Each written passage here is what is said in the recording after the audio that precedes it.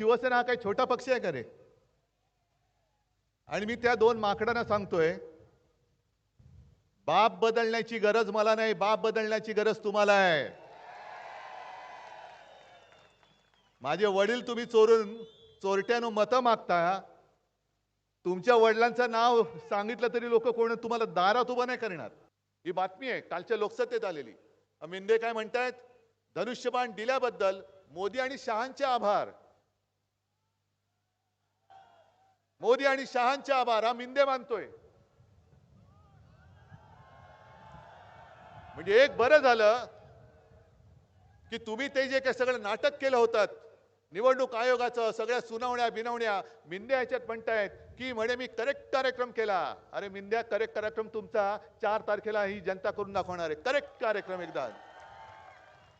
आणि मग मी मोदीजींना सांगितलं, शहाजींना सांगितलं, मी माझं काम केलंय, आता तुम्ही तुमचं काम करा. आणि मग त्यांनी खरी शिवसेना आणि धनुष्यबाण हे आपल्याला दिलं. म्हणजे हे कोणी केलं? मोदी आणि शहानी. हे सर्वोच्च न्यायालयामध्ये हा मोठा पुरावा आता झाला की चोर स्वतःच्या तोंडातनं त्यांनी कबुली दिलेली आहे. चोरांनी ही 2 दिवसापूर्वी एक मुंबईच्या वृत्तपत्रात जाहिरात आली. गुजरातची कंपनी, ऑनलाईन जाहिरात, मराठी माणसांना प्रवेश नाही. मी त्यांना सांगतोय, सगळ्या गुजराती माणसांबद्दल माझ्या मनात आकस नाही, इकडे सुद्धा काही आले असतील, पण खास करून या मानसिकतेचे जे लोक आहेत त्यांना सांगतोय, महाराष्ट्रामध्ये जर तुमची कंपनी उघडी ठेवायची असेल तर मराठी माणसाला नोकरी द्यावी लागेल, नाहीतर तुमचं सुद्धा शटर आम्ही बंद केल्याशिवाय राहणार नाही.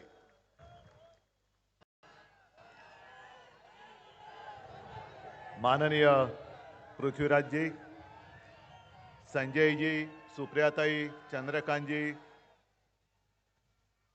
व्यासपीठावरील सर्वच मान्यवर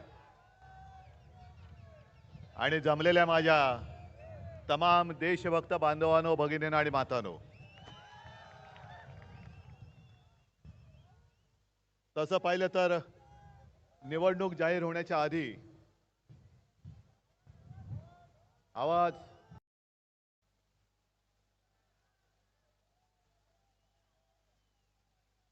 आवाज येतोय? नाही येत? काय रे, आता येतोय की नाही? मी तुम्हाला सांगत होतो की निवडणूक जाहीर होण्याच्या आधी मला वाटतं पहिली उमेदवारी जर मी कोणाची जाहीर केली असेल तर ती आपल्या संजोगची केलेली आहे. आता या गोष्टीला महिना दीड महिना झालाय. अजूनही प्रचाराची गरज आहे? मग भाषण थांबू? प्रचार करण्याची गरज नाही ना? पण निवडणूक म्हटल्यानंतर जरा एक वेगळी गंमत असते, कारण काही लोक काही गोष्टी मजेदार बोलायला लागतात. आज दिवसभर मी पाहतोय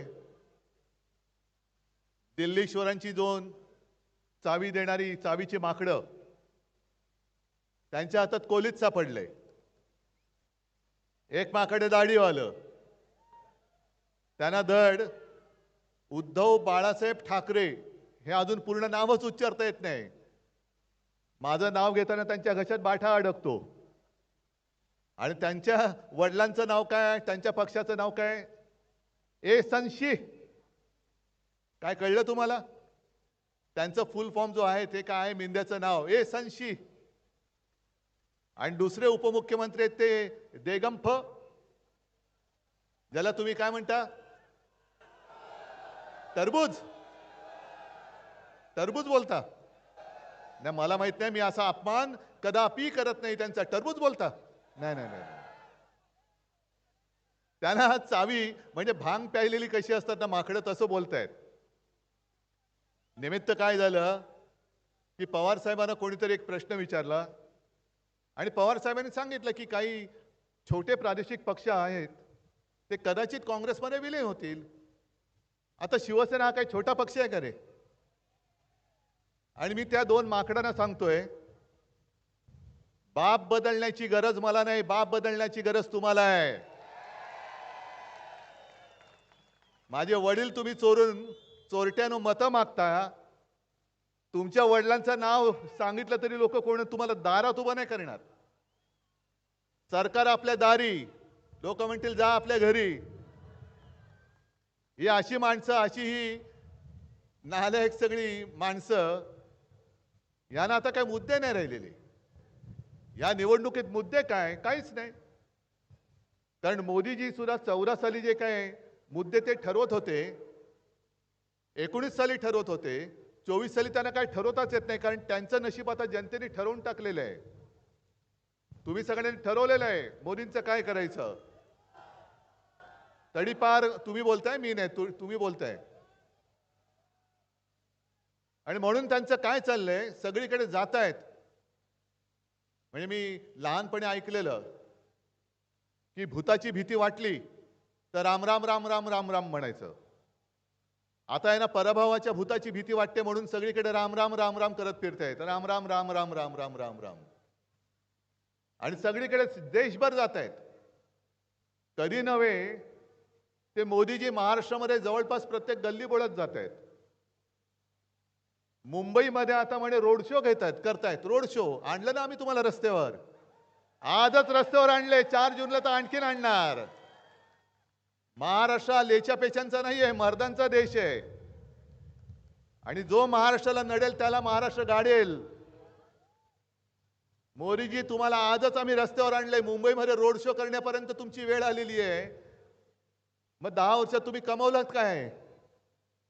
का जनतेचं प्रेम तुम्ही कमावू शकला नाहीत? आणि त्यांना आता नक्की ते कळलंय. जसं त्यांनी मागे एक नोटबंदी केली होती, आठवतंय ना?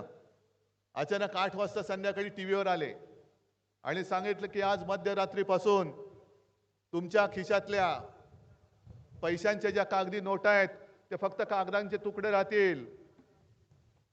तसंच मोदीजी 4 जून नंतर तुम्ही फक्त नरेंद्र मोदी राहाल, पंतप्रधान आमच्या इंडिया आघाडीचा होईल. आणि तुम्ही जसं तुमचं नोटाबंदी केलं होतं तसं महाराष्ट्र आता तुमचं मोदींचं नाणेबंदी करणार आहे. बरं, ही नोटबंदी तर आपण विसरून गेलो. त्या महिला न्यायाधीश आहेत नागरत्ना, त्यांनी उघड सांगितलेलं आहे. कारण तो जो काही बेंच होता नोटबंदीच्या निर्णयाविरुद्ध किंवा निर्णयासाठी जो बेंच नेमला गेला होता त्यातल्या ह्या न्यायमूर्ती, आणि त्यांनी उघड सांगितले की नोटबंदी हा काळा पैसा पांढरा करण्याचा एक मार्ग होता. सर्वोच्च न्यायालयाच्या न्यायमूर्ती असं बोलतायत. आणि तरी आम्ही यांच्या मागे जायचं? पृथ्वीराजजी, तुम्ही सगळ्या गोष्टींचा परामर्श घेतलाच, पण मुद्दा काय आहे की ज्या ज्या गोष्टी त्यांनी सांगितलं होत्या, म्हणूनच मी यांना मोदी सरकार नाही म्हणत, गजनी सरकार म्हणतो. की काल काय बोलले ते आज आठवत नाही, आज काय बोलते ते उद्या नाही. 14 साली जे काय बोलले होते की 15 लाख रुपये तुमच्या अकाउंटमध्ये येणार, अच्छे दिन आएंगे. 15 लाख आले तुमच्या अकाउंटमध्ये. मग कोणाच्या अकाउंटमध्ये पैसे गेले? हजारो कोटी. भाजपा 10,000 कोटीच्या वर. आणि त्यांच्याच त्या सहकारी अर्थमंत्री होत्या निर्मला सीतारामन, त्यांचे पती परकला प्रभाकर, त्यांनी तर उघड सांगितलेलं आहे की हा निवडणूक रोखे हा जगातला सगळ्यात मोठा घोटाळा आहे. जगातला सगळ्यात मोठा घोटाळा करणारा हा आपला नेता तिसऱ्यांदा तुमच्याकडे मतं मागायला येतोय. बरं, किती वेळा मतं मागणार? एक तर 2 कोटी रोजगार तुम्ही देशाला देणार होता दरवर्षी. हे रोजगार कायमस्वरूपी होते? एक तर दिले तर नाहीच, पण कंत्राटी पद्धतीने तुम्ही काम देणार. म्हणजे कामगारांचं भवितव्य जो मरतोय घर चालवण्यासाठी, महागाई एवढी वाढले, जे मिळेल ते काम करण्याची ज्याची तयारी आहे किंवा एक मजबुरी आहे म्हणा पाहिजे तर, पण काम करून सुद्धा नोकरीची शाश्वती नाही. आज काम आहे, उद्या काम नाही, कंत्राटी पद्धतीने काम करायचं. अग्निवीर सारखी योजना ही 4 वर्षांसाठी, म्हणजे सैन्यात गेला तर 4 वर्षानंतर त्या बिचाऱ्या युवकांचं काय होणार? बेकार म्हणून घरोघरी किंवा दारोदारी फिरतील, भटकतील. म्हणजे तुम्ही अग्निवीर योजना 4 वर्षासाठी आणताय आणि स्वतःसाठी मात्र 5-5 वर्षानंतर एक्सटेन्शन मागताय. म्हणजे बाकी सगळे कंत्राटी, पण मी मात्र कायमस्वरूपी. नाही, मग तुमचं सुद्धा कंत्राट आम्हाला आता संपवावं लागेल. जर कामगारांनी चांगलं काम करून सुद्धा तुम्ही उद्योगपतींना धार्जिण्याचा काळे कायदे आणत असाल आणि त्याच्या विरुद्ध कामगार रस्त्यावरती येणार असतील, आम्ही हक्काचे पैसे मागितले तर तो गुन्हा होणार असेल, तर मोदीजी तुमचं सुद्धा 10 वर्षाचं कॉन्ट्रॅक्ट होतं. तो हा भारत माताजी माझी आहे, भारत देश आहे, तो येत्या 4 जूनला तुम्हाला आम्ही कॉन्ट्रॅक्ट मुक्त करत आहोत. तुम्हाला जिथे जायचं तिकडे जा. का करायचं नाही? गेल्या 10 वर्षामध्ये महाराष्ट्राला तुम्ही दिलत काय? तुम्हाला उद्धव ठाकरेला संपवायचंय. तुम्हाला ज्या शिवसेनेने पंतप्रधान पदापर्यंत पोहोचवलं त्या शिवसेनेला तुम्हाला आज तुम्ही नकली सेना म्हणताय. ही नकली सेना, नकली आहात तुम्ही. तुम्ही नकली आहात. म्हणजे हा माझ्या पाठीत वार नाही झालेला, हा माझ्या महाराष्ट्राच्या जनतेच्या पाठीत वार केलेला आहे. मोदीजी, तुम्ही ज्या महाराष्ट्राने दोन्ही वेळेला तुम्हाला 40 पेक्षा जास्त खासदार निवडून दिले, त्या महाराष्ट्राची अस्मिता जपणारी शिवसेना तुम्ही फोडून टाकायला निघालात. राष्ट्रवादी तुम्ही फोडून टाकायला निघालात आणि महाराष्ट्रामधले सगळे उद्योग धंदे महाराष्ट्राने तुम्हाला भरभरून आशीर्वाद दिले, तरी देखील तुम्ही गुजरातला घेऊन गेलात. मग महाराष्ट्राने तुमच्यावरती आता काय म्हणून उपकार करायचे? तुम्ही आमच्याकडे पंतप्रधान पद मागितलं, महाराष्ट्राने भरभरून दिलं, पण त्याची भरपाई तुम्ही अशी करता. आणि म्हणून छत्रपती शिवाजी महाराजांचा जो महाराष्ट्र आहे, एक तर आम्हाला कोणी प्रेमाने आलिंगन दिलं तर आम्ही प्रेमाने आलिंगन देऊ, पण जर कोणी पाठीत वार केला तर मात्र वाघ नख कसा बाहेर काढतो महाराष्ट्र, हे शिवछत्रपतींनी त्यावेळेला दाखवून दिलेलं आहे. ती माझ्या महाराष्ट्राची वाघ नख आज माझ्या समोर बसलेली आहे. ही वाघ नख आहेत आणि ही वाघ नख खरी आहेत, मुनगट्टीवारांसारखी बोगस नाही आहेत. जे मुनगट्टीवार गेले होते सरकारी, म्हणजे तुमच्या पैशातनं लंडनवारी करून आले, त्यांची नख कापली पाहिजेत आता खरं मुनगट्टीवारांची. म्हणे वाघ नख आणतो. अरे तुम्हाला काय तुमची योग्यता आहे, लायकी आहे? छत्रपतींची ती वाघ नख बघण्याची तरी तुमची लायकी आहे? महाराजांनी काय शिकवलं होतं आपल्याला? की परस्त्री ही माते समान असते. आणि मुनगट्टीवार जे बोलतायत, त्यांच्या चंद्रपूरच्या जाहीर सभेत मोदीजींच्या व्यासपीठावर बहीण भावाच्या नात्यावरती त्यांनी एवढी वाईट, बिभत्स आणि विकृत टीका केली. आणि तुम्ही महाराष्ट्राचं 30 वाघ नख घेऊन काढला असता काय, कोणाचा कोथळा काढायचा तो? हे म्हणे आपले सांस्कृतिक मंत्री. शिवसेना यांना नकोय, ठीक आहे, समजू शकतो, पण पृथ्वीराजजी तुम्ही जे बोललात ते फार महत्वाचं आहे. यांना घटना बदलायची. डॉक्टर बाबासाहेब आंबेडकर महामानव म्हणजे शिवसेना प्रमुख जे सांगायचे की 2 दैवत महाराष्ट्राने देशाला दिली, एक म्हणजे आमचे छत्रपती शिवाजी महाराज आणि दुसरे महामानव डॉक्टर बाबासाहेब आंबेडकर. आम्हाला अभिमान आहे त्यांचा, पण यांना ते का खुपते? एक तर महाराष्ट्रामध्ये जन्माला आलेला हा माणूस, साध्या दलित कुटुंबात जन्माला आलेला माणूस हा एवढा विद्वान असू शकतो? एवढी याची बुद्धिमत्ता कशी काय असू शकते? आणि ह्यांनी लिहिलेली घटना आम्ही पाळायची, हे बरोबर नाही. मग तेव्हा जे काही घडलं होतं, तो मंबाजी होता ना तुकारामांच्या वेळेला, ज्या मानसिकतेने तुकारामांच्या गाथा बुडवल्या होत्या, तीच बुरसटलेली गोमूत्रधारी मानसिकता आज बाबासाहेबांनी लिहिलेली ही आपल्या देशाची घटना बदलायला मागते. हीच मानसिकता आहे, बुरसटलेली गोमूत्रधारी. तुम्ही काय आम्हाला हिंदुत्व शिकवताय? जय श्रीराम आम्ही पण बोलतो, बजरंग बली की जय आम्ही पण बोलतो, पण बरोबर गणपती बाप्पा मोरया हे सुद्धा बोलतो. आणि दुसरी आपली जी घोषणा कोणती? जोरात, जय भवानी जय शिवाजी. अरे छत्रपती शिवाजी महाराज की जय बोलल्यानंतर एखादा झोपलेला माणूस सुद्धा ताडकन उठून उभा राहील. ही ताकद ही छत्रपती शिवाजी महाराजांच्या आणि भवानी मातेच्या जय जयकारामध्ये आहे. तुम्हाला जय भवानी सुद्धा पचत नाही? जे आम्ही मशाल गीत केलं, सुप्रियाताई तू जे बोलले ना रामकृष्ण हरी, पाठवा त्यांना घरी. आणि रामकृष्ण हरी, पेटवा मशाली, मशाली पेटवा. पण जय भवानीवरती यांच्यात पोटदुखी, पोटात मुरडा आला. महाराष्ट्रामध्ये उद्योगधंदे राहता कामा नयेत. जे होते ते घेऊन गेले, मुंबईचा हिरे बाजार नेला, सगळं काही घेऊन चाललेले आहेत. आणि म्हणून मी तुम्हाला वचन दिलेलं आहे माझ्या वचननाम्यात, इंडिया आघाडीचं सरकार आल्यानंतर जे महाराष्ट्राचं लुटलेलं वैभव आहे ते त्याही पेक्षा दाम दुपटीने मी महाराष्ट्रात पुन्हा उभं करून दाखवल्याशिवाय राहणार नाही. आणि यांची मस्ती एवढी वाढली की 2 दिवसापूर्वी एक मुंबईच्या वृत्तपत्रात जाहिरात आली, गुजरातची कंपनी, ऑनलाईन जाहिरात, मराठी माणसांना प्रवेश नाही. मी त्यांना सांगतोय, सगळ्या गुजराती माणसांबद्दल माझ्या मनात आकस नाही, इकडे सुद्धा काही आले असतील, पण खास करून या मानसिकतेचे जे लोक आहेत त्यांना सांगतोय, महाराष्ट्रामध्ये जर तुमची कंपनी उघडी ठेवायची असेल तर मराठी माणसाला नोकरी द्यावी लागेल, नाहीतर तुमचं सुद्धा शटर आम्ही बंद केल्याशिवाय राहणार नाही. करा गाशा गुंडाळून निघून जा. मोदीजी, तुम्ही आमच्या या सुखामध्ये मीठ कालवत आहात.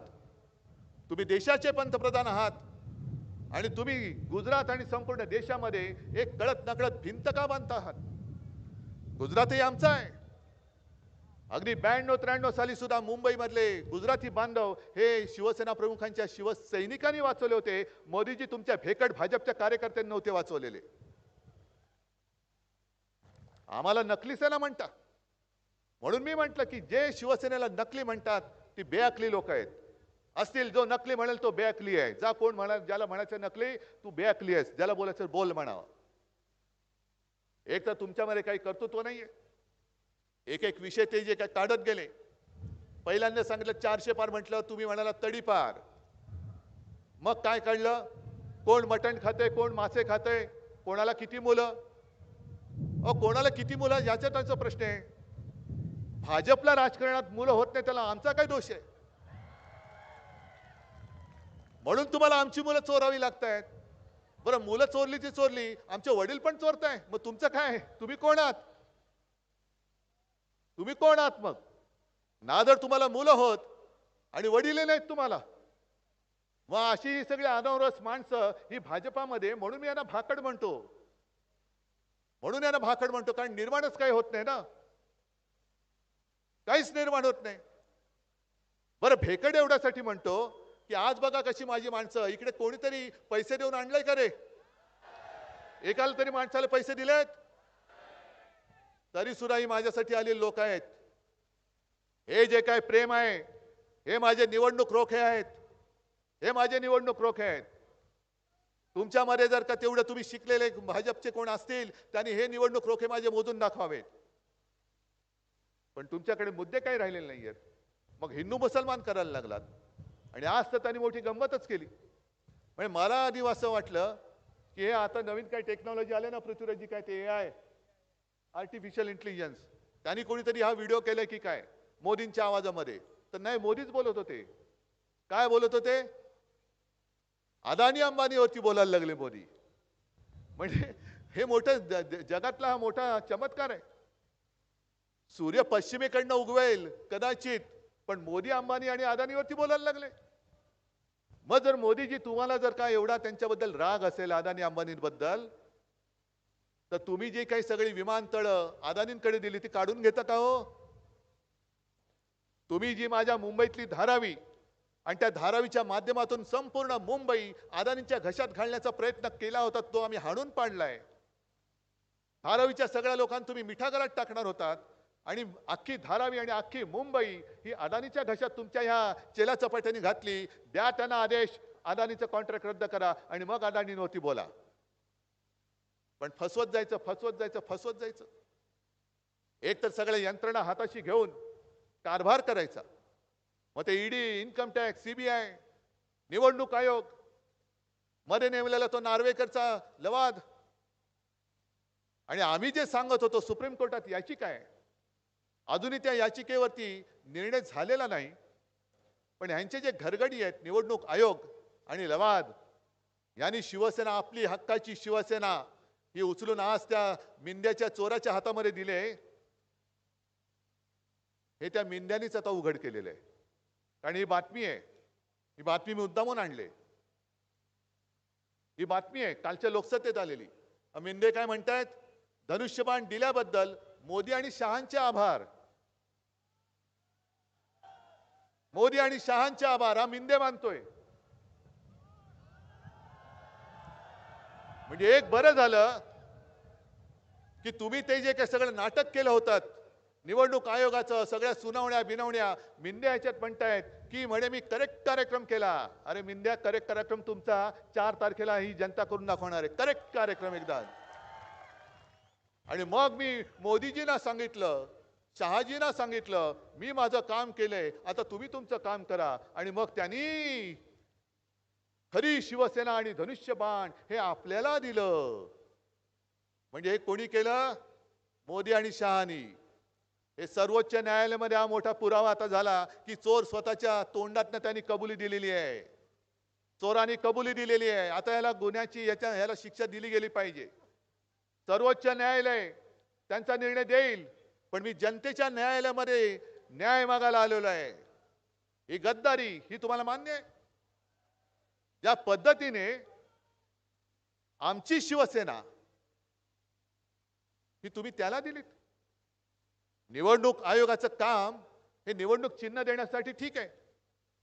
जसं कोण पाकिट मार असतं तसं पवार साहेबांचं घड्याळ मारलं यांनी. ही चोर कंपनी, आमचं धनुष्यबाण चोरलं. पण निवडणूक आयोगाचं काम हे चिन्ह देण्यापुरतं मी समजू शकतो, पण आमचं नाव निवडणूक आयोगाला बदलता येणार नाही. मी ते मान्य करणार नाही. माझ्या पक्षाचं नाव शिवसेना आहे, जे माझ्या आजोबांनी दिलेलं आहे. आणि जर हे मान्य होणार नसेल तर त्या निवडणूक आयुक्ताचं नाव मी धोंड्या ठेवलेलं आहे. धोंड्या. मग मला विचारतील, हे का तुम्ही मला धोंड्या का म्हणता? मग त्यांना मी सांगेन, तुमचे मालक आमच्या खऱ्या जो असली 52 कशी सोन्यापेक्षा जास्त तेज पुंज असलेला हा शिवसैनिक आहे, त्याला नकली म्हणतो. मग तू धोंड्याने तर दुसरा कोण आहेस? या सगळ्या ज्या काही गोष्टी चाललेल्या आहेत ही हुकुमशाहीकडे वाटचाल आहे, नाही तर दुसरं काय आहे? तुम्हाला सगळ्यांना कल्पना आहे की साधारणतः गेल्या वर्षी ते जे कोण होते किरण रिजिजू, त्यांनी न्यायालयावरती ताबा मिळवण्याचा प्रयत्न केला होता. पण सुदैवाने आपल्या सर्वोच्च न्यायालयाचे न्यायाधीश कणखर आहेत म्हणून त्यांनी तो प्रयत्न हाणून पाडला. नाहीतर जसं इस्रायलमध्ये झालं तसं त्यांनी ती न्यायव्यवस्था कधीच घेतली असती. आणि घटना बदलायचे हे एवढ्यासाठी भीती सगळ्यांना का वाटते? कारण जसं तुम्ही इकडे आज संजय सिंग आलेले आहेत, त्यांचा दिल्ली सरकारचा जो अधिकार हा कोर्टाने दिल्ली सरकारला म्हणजे केजरीवालजींना दिला होता. पण कोर्टाने दिलेला निर्णय यांनी तत्काळ लोकसभेत तो विषय घेतला आणि त्यांच्या बहुमताच्या पाशवी बहुमताच्या जोरावरती तो फिरवून टाकला. कोर्टाने दिलेला निर्णय फिरवला आणि सगळे अधिकार दिल्ली सरकारचे, केजरीवाल सरकारचे हे मोदींनी त्यांच्या हातामध्ये घेतले. यांना 400 पार का व्हायचंय? कारण गेल्या संसदेच्या अधिवेशनात जवळपास 150च्या आसपास विरोधी पक्षाचे खासदार यांनी निलंबित करून टाकले आणि त्यांना पाहिजे असलेले कायदे हे मंजूर करून टाकले. आणि आता 400 पार एवढ्यासाठी पाहिजे की घटना बदलण्यासाठी समोर कोणी असता कामा नये, कोणीच असता कामा नये. संजय जी, आपने कहा सही कहा, जो बात पुतिन ने की, जो बात हिटलर ने की, त्यांनी सुद्धा हुकुमशाही आणली, ती संसदेच्या माध्यमातून आणली आणि मग पाशवी बहुमताच्या जोरावरती त्यांनी देशाचा काबू घेतला. आणि त्याच्यासाठी ही निवडणूक उद्धव ठाकरेची नाहीये. उद्धव ठाकरे तुमची लढाई लढतोय आणि म्हणून त्यांना प्रश्न पडलाय की अरे याचं सगळं तोडलं तरी हा तुटत का नाही? पवार साहेबांचा पक्ष फोडला तरी हा माणूस थांबत का नाही?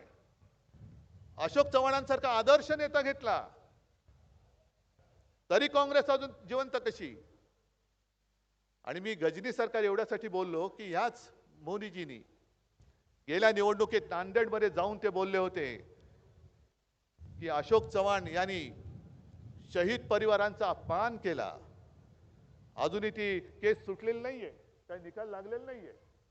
निकाल लागण्याच्या आधी मोदीजी तुम्ही अशोकरावांना बाजूला घेऊन मांडी लावून बसलात, म्हणजे तुम्ही सुद्धा त्यांच्या बरोबरीने शहीदांचा अपमान, शहीद परिवाराचा अपमान केला आहे की नाही हे उद्या जेव्हा मुंबईत याल तेव्हा सगळ्या महाराष्ट्राला सांगा.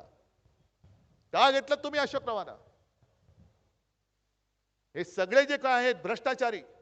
म्हणून मी म्हटलं ना, मैं अकेला सब पे भारी, सोबत सगळे भ्रष्टाचारी. ही अशी सगळी भ्रष्ट जनता पार्टी, भाकड जनता पार्टी, कमळाबाई.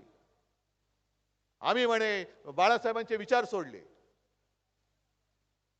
आम्ही बाळासाहेबांचे विचार सोडले, आम्ही बाळासाहेबांचे. अहो मोदीजी बाळासाहेब बाळासाहेब बाळासाहेब का तुमच्या वर्गात होते?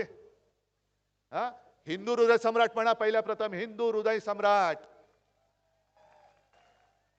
जे भाग्य तुम्हाला कधी मिळणार नाहीये. कारण स्वतः पदव्या लावून अंधभक्तांकडनं म्हणून घेणं हे अशी बाळासाहेबांची सवय नव्हती. जनतेने दिलेली त्यांना ती एक उपाधी होती. म्हणून एकमेव हिंदू हृदय सम्राट शिवसेना प्रमुख बाळासाहेब ठाकरे. आणि आता जे काही चाललंय, तुम्ही माझ्याकडनं गद्दारी करून घेऊन हेच झालं. या गद्दारीचे सूत्रधार मोदी आणि शहा आहेत. हे म्हणून मी मिंद्यांना धन्यवाद देतो की त्यांनी कोर्टाच्या आधी जाहीर सभेमध्येच ती कबुली देऊन टाकली. या कटाचे सूत्रधार मोदीजी आणि शहा, त्यांनी का आपलं सरकार पाडलं? महाविकास आघाडीचं सरकार का पाडलं? कारण आपलं सरकार होतं तेव्हा महाराष्ट्राकडे वाकड्या नजरेने बघण्याची कोणाची हिंमत नसती. जर कोणी हिंमत केली असती ना, तर कोणी असता महाराष्ट्राकडे वाकड्या नजरेने बघणारा कोणी असता त्याचे डोळे हातात काढून त्याच्यात दिले असते मी. पण आताची जी काही भेकड लोक गेलेत, अहो डोळ्यात डोळे घालून बघण्याची हिंमत नाही. संपूर्ण महाराष्ट्र लुटला जातोय.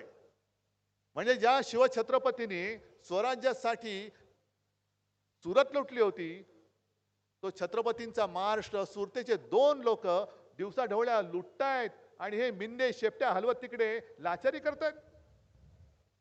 पण ते लाचार झाले म्हणून आपण लाचार झालोत? आपल्याला लाचार होऊन चालणार नाही. कारण सगळे आपले पूर्वज, अगदी आपले छत्रपती शिवाजी महाराज, डॉक्टर बाबासाहेब आंबेडकर, हिंदू हृदय सम्राट, सगळे जे कोणी आहेत सगळे साधू संत, अगदी लोकमान्य टिळक सुद्धा आपल्याकडे बघत असतील. ज्या टिळकांनी तेव्हा इंग्रज सरकारच्या वेळेला भर कोर्टात सांगितलं होतं की स्वराज्य हा माझा जन्मसिद्ध हक्क आहे आणि तो मी मिळवणारच. हे धाडस फक्त तेव्हा महाराष्ट्राने केलं होतं. एक मराठी माणूस लोकमान्य टिळकांच्या रूपाने तो सिंहाने ती गर्जना केली होती.